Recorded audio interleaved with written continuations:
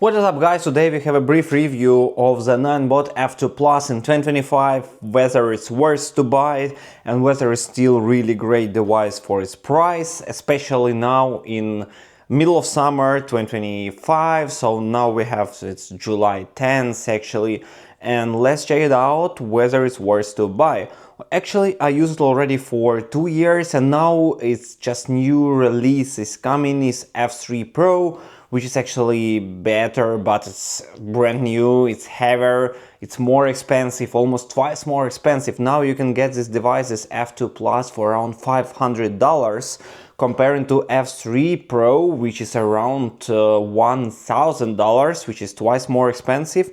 So this device, what it can get you in 2025, especially after 2 years of usage, I can tell you what you should do with this or whether you need to buy it. What I did, I bought a mirror here and I bought this tank here to keep some stuff. All the others keep unchanged. Even after 2 years it looks like brand new. Actually, I rode on it more than 2,000 kilometers, and the brakes, I only just add some pressure here for the brakes, that's it. Also, I usually just tied up my wheels, add some more air in it, and that's it. That's how it looks like.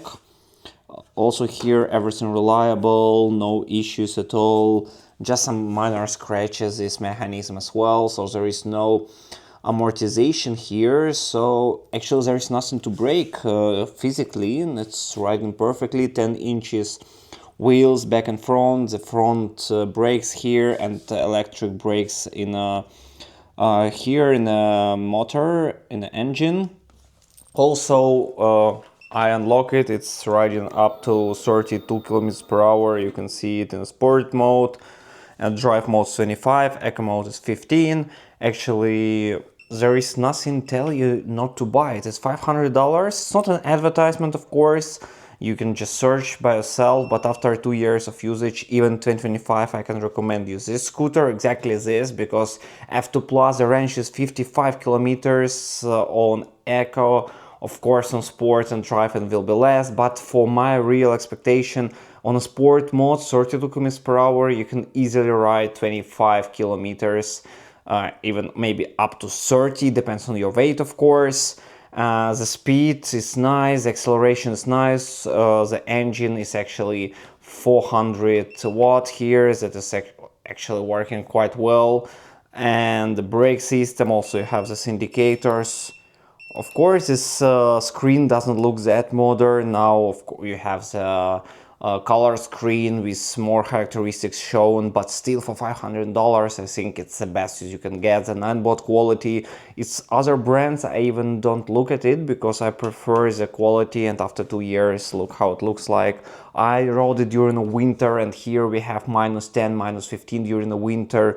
During the hot summer, +40, +50, I was driving it a lot and still working well. Of course, battery degradation is around maybe 20%, no, even less, maybe 15% for 2 years and more than 2,000 kilometers, but still it's working great. All right, actually, to sum up, in 2025, it's still a really nice device, still got some updates.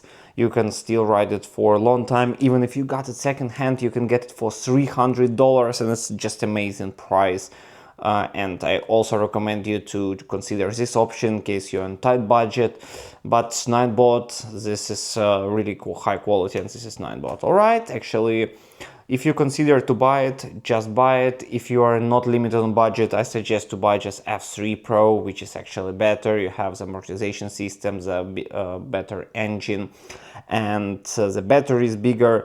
But as for this price range, $500 or $300 second hand, that's the best option even now in 2025.